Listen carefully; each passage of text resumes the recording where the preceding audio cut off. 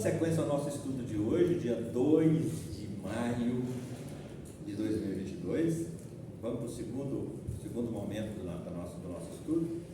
Estamos estudando lei de causa e efeito, buscando fazer a correlação da lei de causa e efeito com os outros 14 princípios fundamentais. No nosso estudo anterior, nosso vídeo anterior, ficou registrado a ligação, algumas das ligações, e raciocinamos aqui sobre a ligação da lei de causa e efeito com o primeiro tema, que é Deus. Agora vamos para a gente caminhar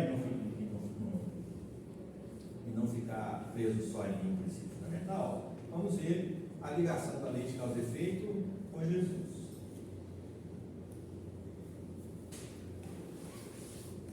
Jesus estava submetido à lei de causa e efeito? Estava. Mas ele tinha débito com ela? Não. Não pode. Ele é o Cristo. E o Cristo é aquele Espírito puro. O Cristo é aquele Espírito que comunga com Deus a vontade, o pensamento e o coração divino. Se é que Deus tem cérebro e tem coração que a gente não sabe. Mas ele está comungando diretamente com Deus a sua vontade. Então, um ser desse, pela hierarquia que ele já possuiu, ele já é uma criatura, um espírito infalível. Ele já atingiu o estágio da infalibilidade. Isso quer dizer que ele foi e nós hoje sabemos que ele foi, inclusive, o co-criador do planeta Terra. Emmanuel fala para nós isso no livro A Caminho da Luz. Então, e João Evangelista, logo no início, já identifica Jesus. Tudo que foi feito por ele, e nada do que foi feito teria sido feito senão por ele. Lá no início do Evangelho de João, quando João Evangelista está ali apresentando Jesus. Ele era a luz do mundo, veio para iluminar o mundo, mas o mundo não o reconheceu. Mas os homens não o reconheceram. Ele era a luz dos homens, mas os homens não o aceitaram, não o admitiram, não o reconheceram. Está tudo lá no início do Evangelho de João, quando João está identificando Jesus. Então, quando nós falamos a relação de Jesus com a lei de causa e efeito, não é a relação de submissão a ela no campo da dívida, não.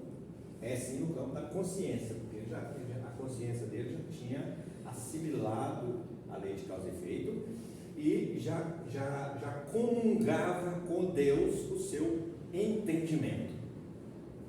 Ele estava isento de estar submetido a isso. Por quê? Porque ele atingiu a perfeição. Então é infalibilidade. Não tinha mais que gerar causas que gerassem efeito desagradável. Mas ele estava submetido à lei de causa e efeito para o bem? Aí estava. Porque a gente fala acha que a lei de causa e efeito é só o lado ruim, né? Fez, tem que pagar. Fez, tem que pagar. Não fez, pode receber também. Lei de causa e efeito. Imaginemos, dentro da soberana justiça e bondade de Deus, o tamanho da medalha, do troféu que esse ser chamado Cristo não recebeu das mãos de Deus quando ele retornou lá da sua missão. Imaginemos, vamos baixar o nível mesmo aqui, vamos trazer para o campo da competição das coisas aqui. Jesus não estava competindo. Vamos trocar essa conversa aqui. Imaginemos o mérito, o merecimento que Jesus agregou à sua bagagem com essa vinda dele aqui. Então, teve causa? Teve. É toda a história dele, é todo o projeto dele. Teve efeito? Teve. Porque a perfeição é ilimitada. Hoje os cristos estão em aperfeiçoamento? Ah, com certeza. Se chegar ao ponto de equipararem-se a Deus, aí já surge uma incoerência, que a unicidade divina se perderia. Então nós teríamos outros deuses. Então, mas serviu para a gente mostrar que a lei de causa e efeito também funciona para o bem, claro, obviamente. quanto mais nós causamos conquistas, mais nós temos como efeito merecimento. Porque merecimento, o efeito merecimento, é sinônimo de causas ligadas às nossas conquistas.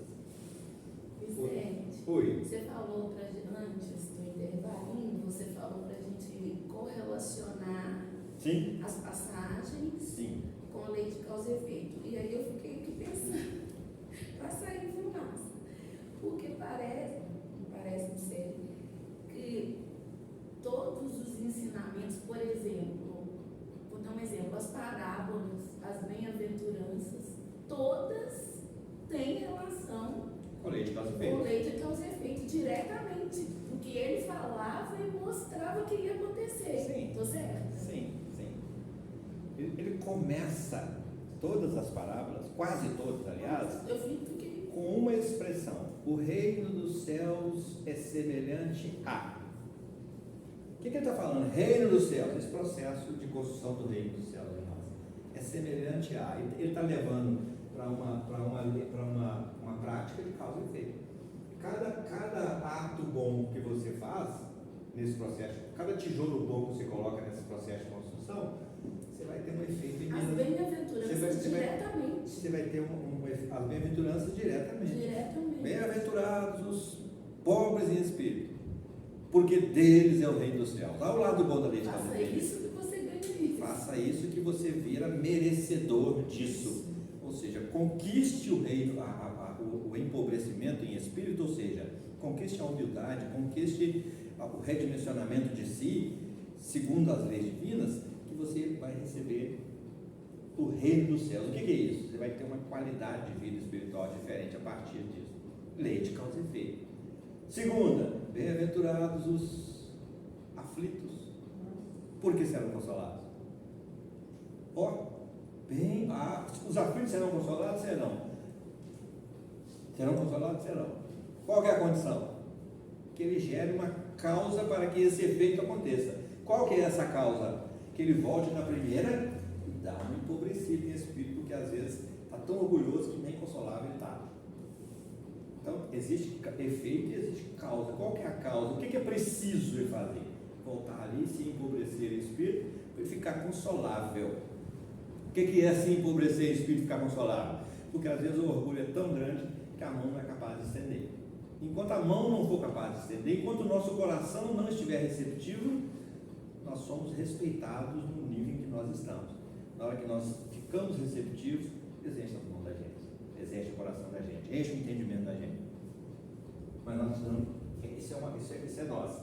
Terceira, bem-aventurados os mansos, porque eles herdarão a terra. A terra está aí passando por um processo de transição para mudar de nível hierárquico e deixar de reinar nela o mal e começar a prevalecer nela o bem, e isso vai gerar uma qualidade de vida espiritual muito melhor. Reino dos céus. Qual que é a causa? O que é preciso eu causar em mim para isso acontecer, para eu ter esse efeito? Me amansar. Lei de causa e efeito de novo. Quarta, bem-aventurados os que têm fome e sede de justiça, porque serão saciados. Serão saciados é o efeito. O que eu preciso causar em mim? Real fome e sede de justiça divina, justiça de Deus.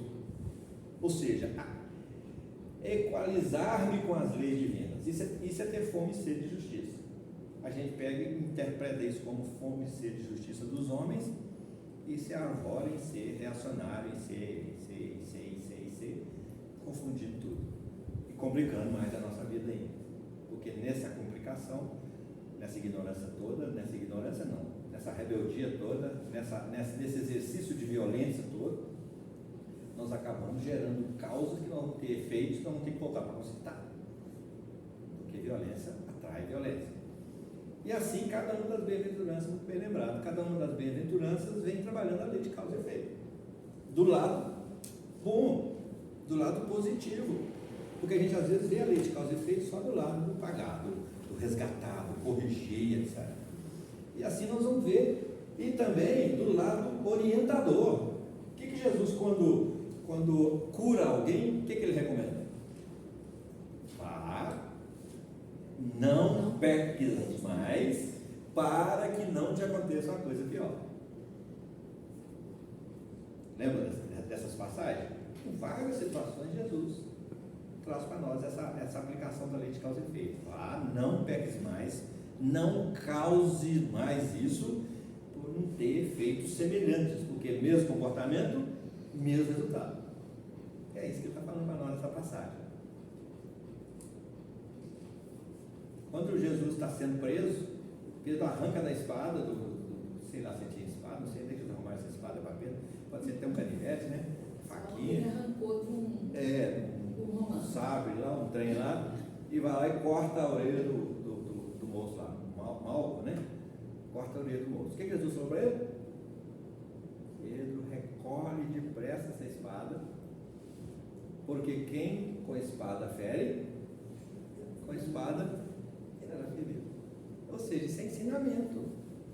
Antes de acontecer, então Jesus vai lá da hora e já conserta o fruto da ignorância de Pedro. Ou seja, Jesus está consertando as nossas ignorâncias em muitos aspectos.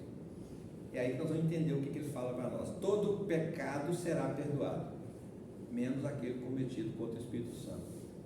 Aquele que é cometido na ignorância, que nós verdadeiramente ignoramos, e só Deus é que pode avaliar essa intensidade de ignorância ou de conhecimento nosso sobre nós mesmos, nem nós mesmos sabemos. Esse será relevado. A orelha do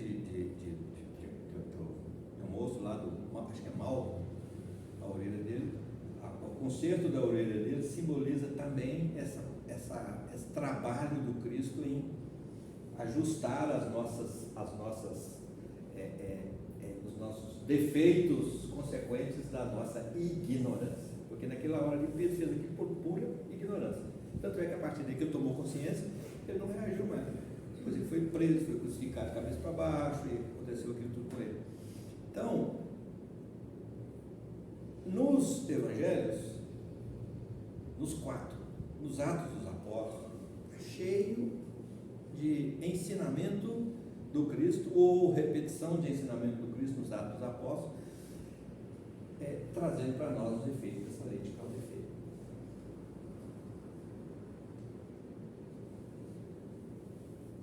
Alguma pergunta?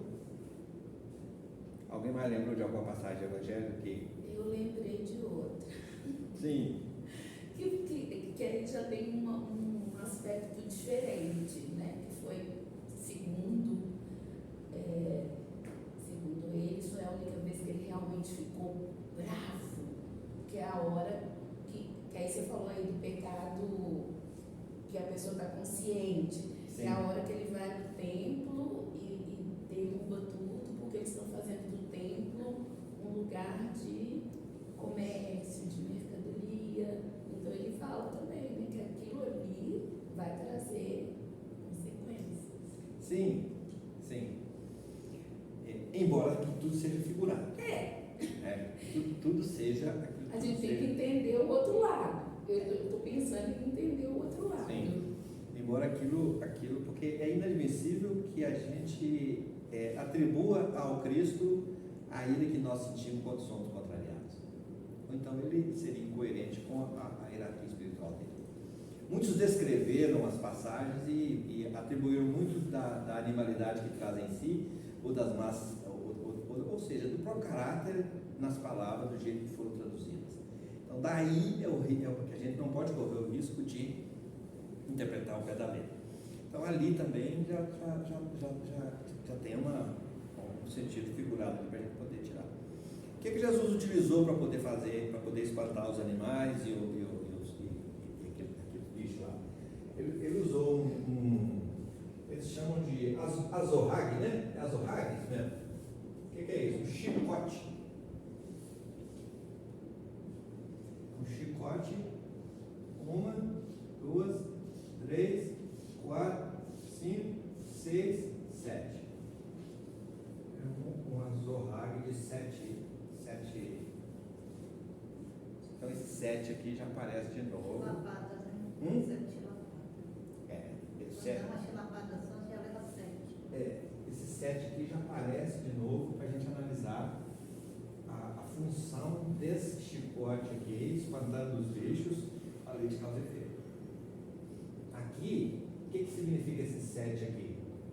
Os 7 pecados capitais, as 7 cores primárias, as 7 notas musicais, as 7 camadas da terra, os 7 castiçais que aparecem no Apocalipse. Então, as 7 cordas desse chicote tem um sentido também que a numerologia traz para nós e enriquece bastante esse entendimento. Então, esse 7 aqui, a forma como ele está defendendo o templo divino, onde é que está situado o templo de Deus? Dentro de nós. A gente não precisa de ir na igreja para rezar, não precisa vir na casa espírita. A gente vem aqui para estudar, para descobrir o que a gente tem que estudar mais, para buscar um socorro, aí é diferente. Mas para orar, não. Entra para dentro do seu quarto e ora em secreto. Agora, é fundamental que a gente venha para trocar conhecimento, para buscar informação, isso é estudar. Que a gente venha, quando estiver sentindo necessidade de tomar um passe, isso é, que a gente venha para dar de si nas tarefas da casa em prol das pessoas, dos companheiros de caminhada, tudo bem. Mas para orar, qual é a recomendação de Jesus? Quando fores orar, entra para dentro do seu quarto e ora em secreto, porque o Pai conhece as suas necessidades. Não precisa de ir em templos. Então, os templos são recursos para criar um espaço para essa agregação, não só para a oração. Porque para orar a gente não tem necessidade de vir aqui, porque nós entramos para dentro do templo que somos nós mesmos. E esse 7 aqui vem mostrar para nós a multiplicidade de recursos que nós temos para afugentar de nós aquilo que contraria a lei divina. Então, os 7, combinados essas causas aqui, vão gerar infinitos efeitos, assim como as 7 cores básicas geram infinitas tonalidades, assim como as 7 notas musicais geram infinita musicalidade, e assim sucessivamente. Então, aí também já precisamos de tirar a simbologia. Né? Mas vamos seguir em frente. Onde mais que o Evangelho fala de lei de causa e efeito? Nele todo. Porque a lei de causa e efeito é a lei que rege a vida. E o Evangelho veio para a nossa vida. Eu vim para que tenhais vida, mas vida em abundância. O que é vida em abundância? É consequência de uma causa também abundante. Semeia com fartura e colherá com abundância. Então, para que a vida seja plena, ele está falando de coisa boa. Então é preciso de gerar essa coisa boa em nós enquanto estamos semeando. Porque a semeadura é livre e a colheita é obrigatória. É isso que ele fala para nós.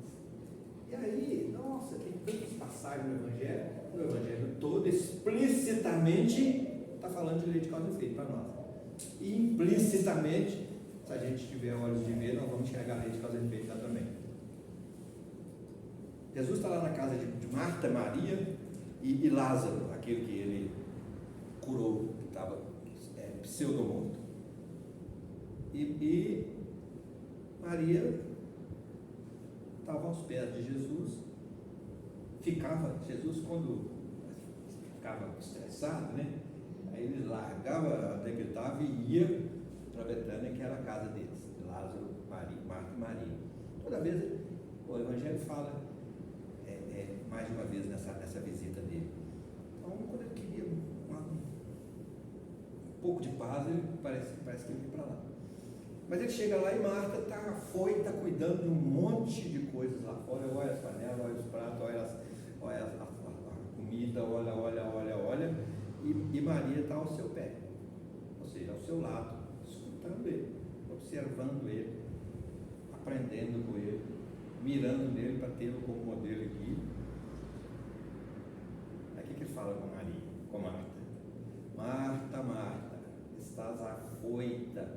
preocupada com tudo, e uma coisa só é necessária. E aí Marta fala: Senhor, manda que Maria venha me ajudar, porque eu estou trabalhando aqui sozinho, dando conta do serviço todo. Aí Jesus diz para ela: Marta, Marta, estás afoita com muitas coisas, e uma só é necessária. E Maria escolheu a melhor parte. Está falando de quê? De causa e efeito. Porque se ela escolheu a melhor parte, obviamente ela vai colher conhecimento, ensinamento, espiritualidade, melhora de qualidade de vida espiritual. Enquanto nós ficamos afoitos com os afazeres, com os empregos, com os caixas, com os carros, com tudo, nós estamos perdendo a melhor parte de Maria. Está lá na passagem de Marta, Maria e Jesus e Lázaro. Jesus na casa de Maria, de Marta e Maria. Então, é lei de causa e efeito o Evangelho todo, porque o Evangelho veio exatamente para trabalhar esse lado nosso de responsabilidade pessoal e intransferível. O Evangelho veio para isso, para a interioridade do nosso coração. E a gente quer que o Evangelho seja para o outro ainda, né? Então aqui a gente vai fazendo a relação, e cada vez mais a gente vai conversando mais, vai se lembrando de passagens do Evangelho que tem associação com a lei de causa e efeito. Hoje a gente enxerga a lei de causa e efeito na nossa frente, na proporção que nós vamos tomando consciência de quem nós somos, o que nós estamos fazendo aqui, de onde é que nós viemos. Nós reencarnamos é para quê? Na medida que a gente vai internalizando esses conceitos, nós vamos começando a ver a lei de causa e efeito que a gente não via. E quando sentia os efeitos dela, interpretava errado, que era ou benefício de Deus ou castigo de Deus. E hoje, com esse novo entendimento de Deus que nós estamos tendo, nós estamos chegando à conclusão que Ele nem castiga e Ele nem privilegia ninguém. Que nós somos os responsáveis pela nossa trajetória, pela nossa bagagem, e que nós colhemos exatamente do que nós semeamos. Agora, que Deus é soberanamente justo e ordeiro, Ele precisa de leis para manter essa ordem no universo. Quando nós transgredimos essa harmonia, nós entramos em desarmonia com isso e gera um desconforto dentro de nós mesmos, porque os efeitos vêm contra nós. Aí entra a questão da lei de ação e reação, jogo de intensidade de forças. Ok? Aqui dentro. Então, o que é um conflito? É essa luta de forças dentro de nós. Consequência de causas e efeitos. E de como nós nos posicionamos diante disso. Então, se a gente tem essa ideia de que Deus é castigador, nós contrariamos o lado de soberanamente bom. E potencializamos o só de justo.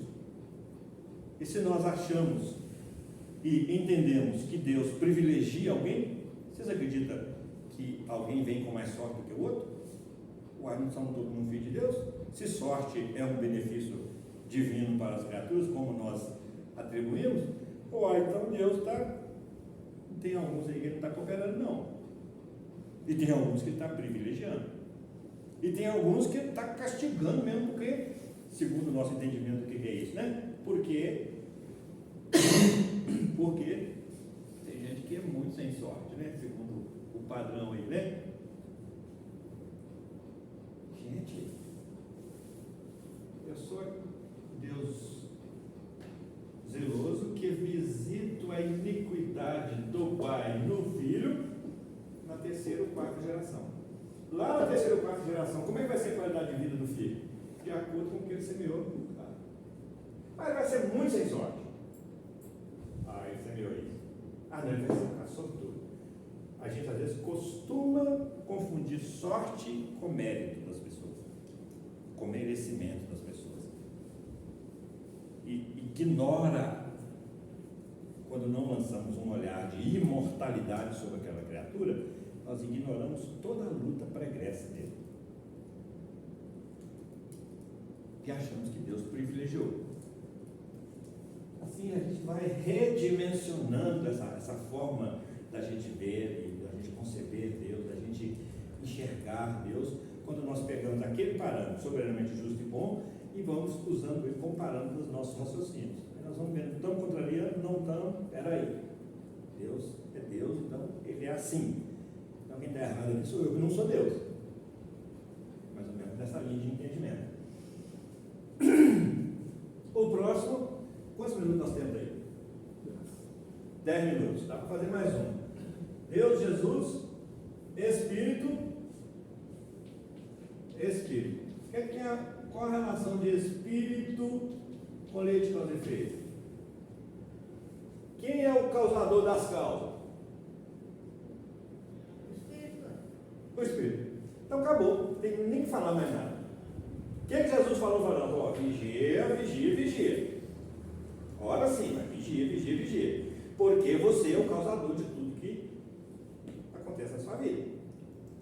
Você é o resultado das escolhas que você já fez lá para trás. Começa a fazer escolhas melhores daqui para frente. Porque hoje, se não está bom, é porque é a consequência das escolhas que você fez lá atrás. Porque o Pai que está nos céus, não é no céu, o Pai que está nos céus é soberanamente justo e bom. E ama e manda o sol igualmente para todos, e manda a chuva igualmente para todos, e é provedor de absolutamente todas as necessidades de todos, mas respeita a todos, cada um se serve e utiliza essa energia que ele oferece para poder agir no exercício da sua liberdade. Vamos lembrar aqui lá do estudo de Espírito? Quais são as características do Espírito? Ele é, primeiramente, livre. Segundamente, único. Isso lhe garante uma individualidade. Eu fiz, eu responsabilizo. As responsabilidades que estão sobrecarregando agora é consequência dessa unicidade minha, que quem fez isso fui eu. Ele é livre, mas ele também é responsável. Opa! Responsável. Responsável é lei de causa e efeito.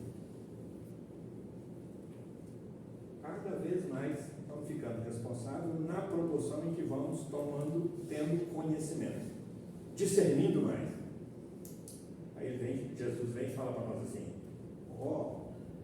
cada um será responsabilizado de acordo com o que já tem. E aquele que mais tem, mais será responsabilizado, ou seja, mais será pedido.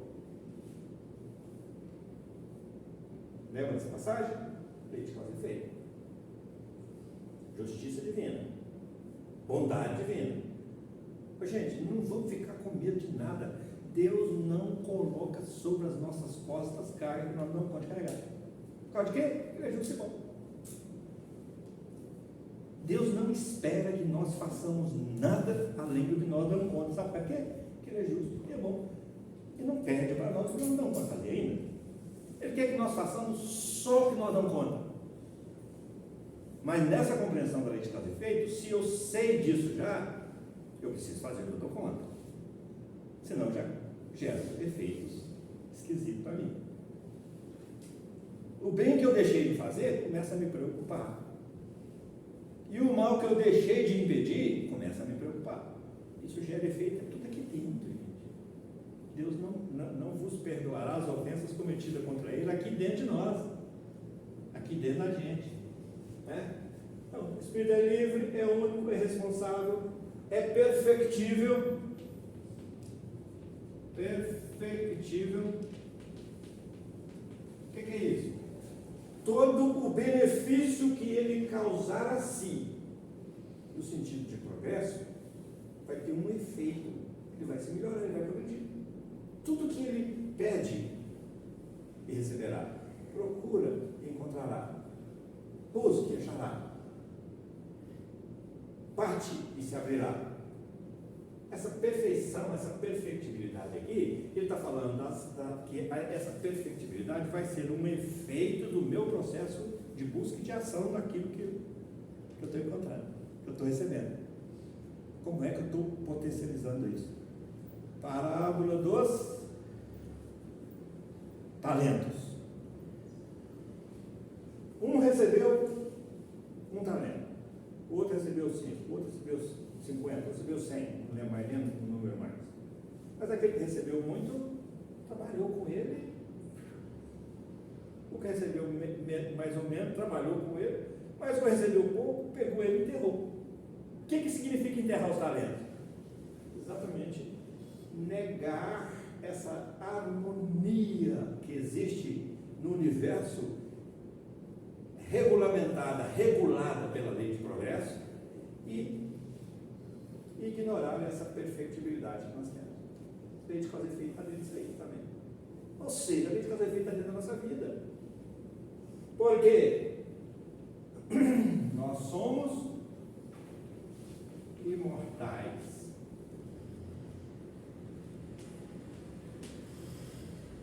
Sou o Deus zeloso que visita a iniquidade do Pai no Filho na terceira ou quarta geração. Como é que nós interpretamos isso aqui no popular? Aqui se faz?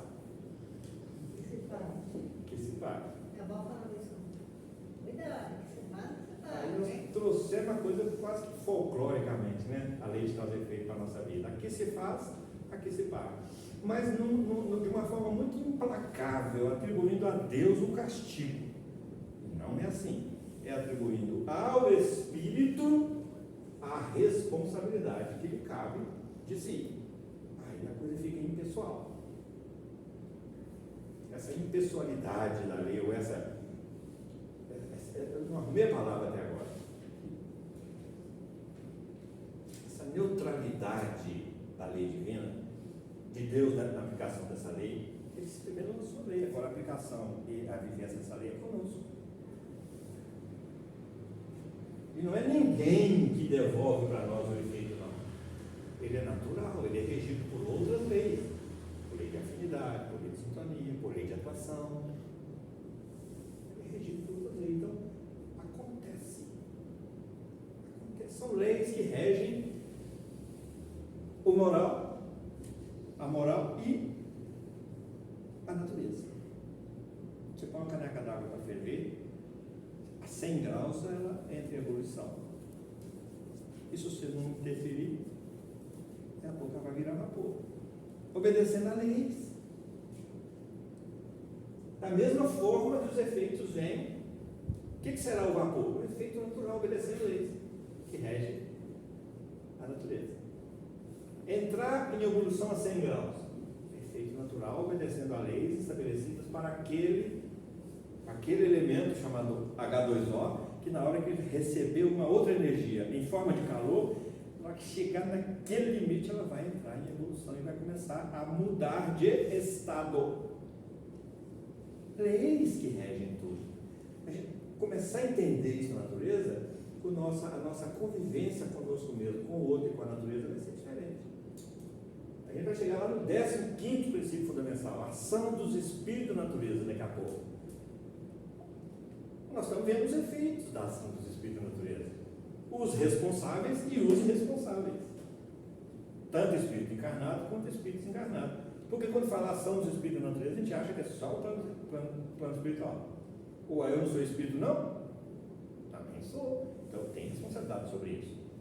Por quê? Porque eu sou responsável, sou imortal. E dentro dessa imortalidade, aqui se faz, aqui se paga, não é assim que a gente lê a lei de causa e efeito? O que eu estou deixando para os meus netos? Me esquecendo que os meus netos, dentre os meus netos, poderei estar eu, na terceira ou quarta geração, voltando. Como é que eu estou cuidando da natureza hoje? O que eu vou achar daqui a 3 gerações?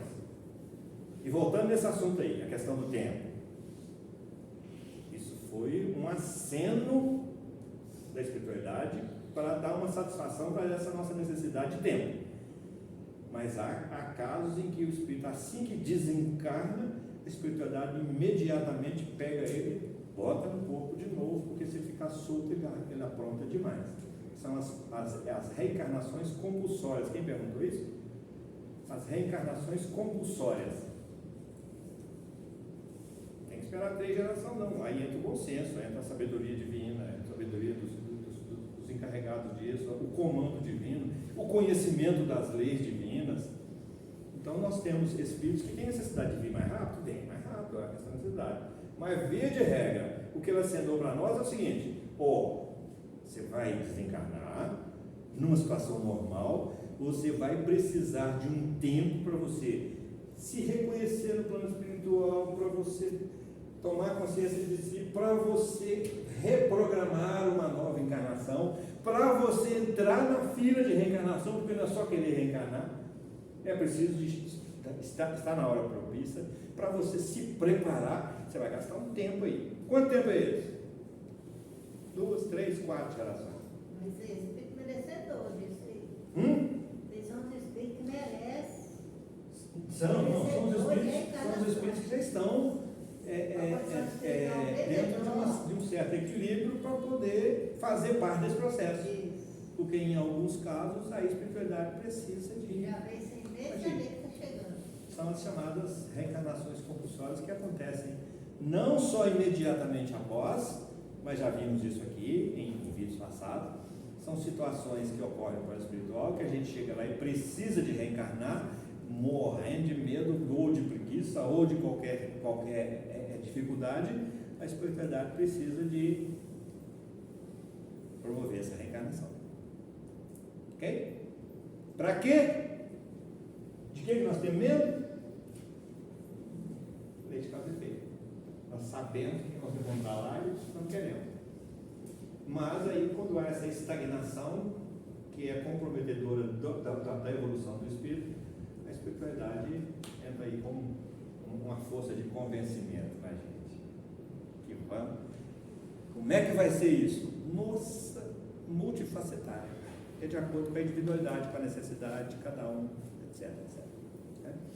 Então, gente, nós vamos na semana que vem continuar a trazer essa correlação aqui dos efeitos, a sequência do espírito, trazer perispírito. Qual que é o efeito, qual que é a manifestação da lei de causa e efeito do perispírito? Isso tem assunto demais, que nós vamos ver no próximo vídeo. Porque o perispírito tem essa função de ser um registro dessa trajetória espiritual. E aí ele tem uma função que é a função individualizadora. É aqui nesse ser único, é que toda a lei de causa e efeito vai se gravar, vai registrar tudo ali, por ali, segundo o entendimento que nós estamos tendo hoje.